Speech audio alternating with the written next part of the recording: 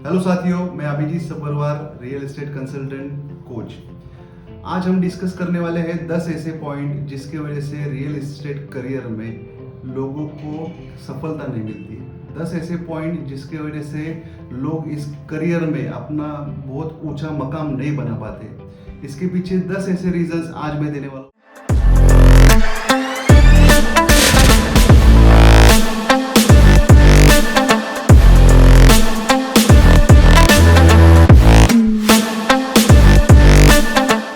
Reason number 1, interest and dedication.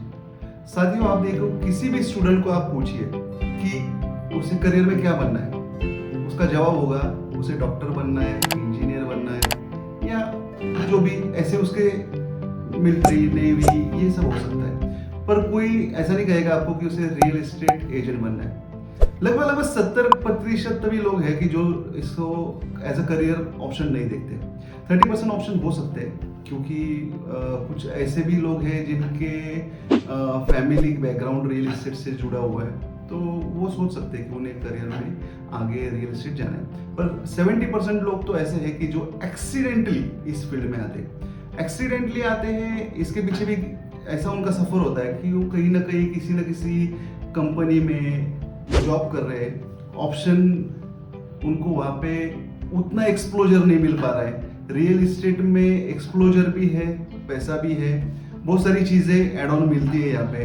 तो उसके ऐसे लोगों का एक नज़रिया रियल एस्टेट को देखने का वो क्लियर है कि इसमें आप पैसा कमा सकते हैं। तो इंटरेस्ट है लोगों को, पर डेडिकेशन नहीं है। Point number 2, management skill. Management skill एक ऐसा स्किल है कि जिसमें लगभग बहुत सारे डिविजन्स आते हैं, पर सबसे प्राइमरी डिवीजन जो है वो है सेल्स एंड मार्केटिंग। सेल्स और मार्केटिंग में सबसे ज्यादा फेलियर लोगों को फेस करना पड़ता है। सबसे मेन रीजन इसके पीछे है कि लोग सेल्स और मार्केटिंग को एक ही समझते हैं। तो सेल्स और मार्केटिंग एक नहीं है। सेल्स ये अलग डिवीजन है, मार्केटिंग ये अलग डिवीजन है। मार्केटिंग ऐसा टूल है जो आपका प्रोडक्ट पूरे दुनिया के सामने ले जा सकता है, और सेल्स एक ऐसी चीज है कि जिसमें आपको कस्टमर को कन्विंस करके आपका प्रोडक्ट बेचना है, उसको सेल करना है। ये प्राइमरी थिंग है सेल्स और मार्केटिंग में। Human resource and talent management, ये एक ऐसा एसेंशियल टॉपिक है कि जिसके ऊपर रियल्टर्स को सोचना चाहिए। एचआर डिपार्टमेंट यानी सिर्फ हायरिंग नहीं होती है, यहाँ पे ट्रेनिंग भी बहुत इंपॉर्टेंट है, जो कि रियल्टर को सोचना चाहिए कि एचआर डिपार्टमेंट, बहुत सारे रियल एस्टेट फर्म में एचआर डिपार्टमेंट होता ही नहीं है। जितने भी हायरिंग होती है रेफरेंस से होती है या ऐसे कुछ और चीज़ों से होती है। एचआर डिपार्टमेंट वहाँ पे होना बहुत ज़रूरी है, और एचआर डिपार्टमेंट ही आपके यहाँ पे नया टैलेंट ला सकते हैं। और जब तक आपके यहाँ नया टैलेंट नहीं आता है, आपको नए नजरिए, नए दरवाजे, नए चीजें ओपन नहीं हो सकते। तो ये बहुत ही एसेंशियल टॉपिक है। Human resourcing is not only about hiring the people, it's about nourishing and nurturing them. Cash flow and fund management are also very important in real estate. Point number 3, fear of failure. Real estate में real estate agent, consultant जो बन जाते हैं, उनको सबसे बड़ी चिंता होती है फेल होने की। मैं कर पाऊंगा, मैं नहीं कर पाऊंगा, और अगर मैं नहीं कर पाया तो क्या होगा। तो ये एक ऐसी चीज है कि जिसके ऊपर रियल एस्टेट में एजेंट्स को, कंसल्टेंट को बहुत ज्यादा काम करने की जरूरत है। आज के दिन अगर आप देखेंगे, ये नए चीजों को एक्सप्लोर कर ही नहीं पाते, नए चीजों का एक्सपेरिमेंट कर ही नहीं पाते, फियर ऑफ फेलियर की वजह से। आप अगर गिरेंगे तो ही आप उठ पाएंगे, और अगर गिरेंगे ही नहीं तो आप उठने का मजा ही नहीं ले पाएंगे। तो आपको फियर ऑफ फेलियर के लिए आपको नए नए चीजों को एक्सपेरिमेंट करना, नए चीजों के साथ फैमिलियर होना बहुत इंपॉर्टेंट है, रिस्क लेना बहुत इंपॉर्टेंट है। So to overcome fear of failure, be explorer. Reason number 4, role model का ना होना। रोल मॉडल एक रियल एस्टेट में हमेशा आप देखिए, मेंटोर और रोल मॉडल चाहिए ही चाहिए। अगर आपका कोई रोल मॉडल है या कोई मेंटोर है, तो वो आपको हर कदम पे वो आपको मदद कर सकता है। रोल मॉडल बहुत इंपॉर्टेंट रोल प्ले करता है रियल एस्टेट सेक्टर में।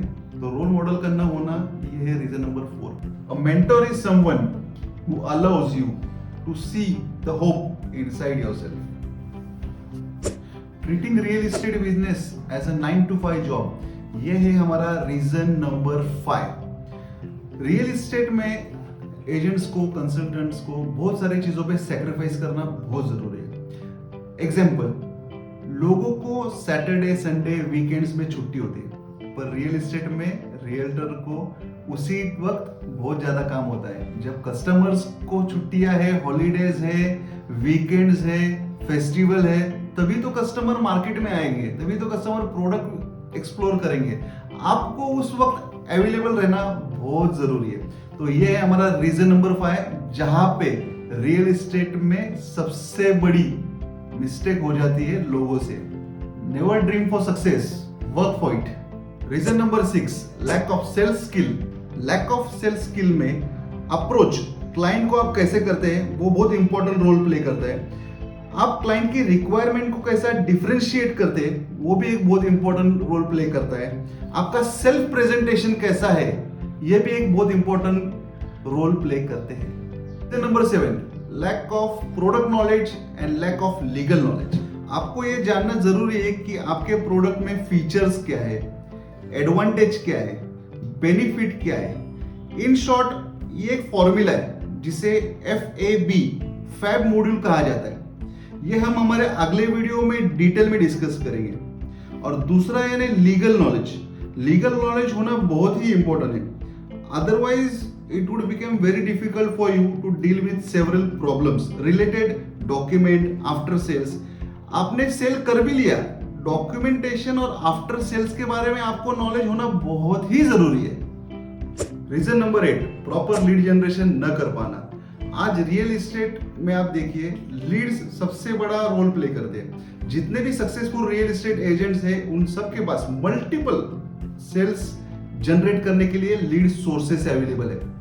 आज देखेंगे आप, अगर आपके पास लीड ही नहीं है तो वो ऐसा हो जाएगा कि आपके पास एमिनिशन ही नहीं है। आपके पास फौज है पर उनके पास हथियार ही नहीं है। तो लीड जनरेशन ना हो पाना ये सबसे बड़ा प्रॉब्लम है।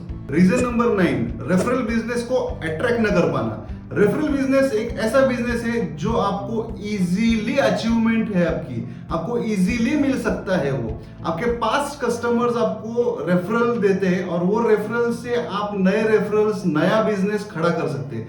रेफरल बिजनेस जनरेट करना बहुत इंपॉर्टेंट रोल प्ले करता है रियल एस्टेट में। आज आप देखेंगे ये पोर्टल्स वगैरह वगैरह ये आज आए हुए, ये कुछ सालों पहले की बात है, पर इसके पहले जो रियल एस्टेट चलता था, प्रीवियस जो रियल एस्टेट के डेवलपर्स थे या फिर जितने एजेंट्स थे, ये सारे रेफरल पे तो बिजनेस करते थे। तो रियल एस्टेट में ये बहुत इंपॉर्टेंट रोल प्ले करता है।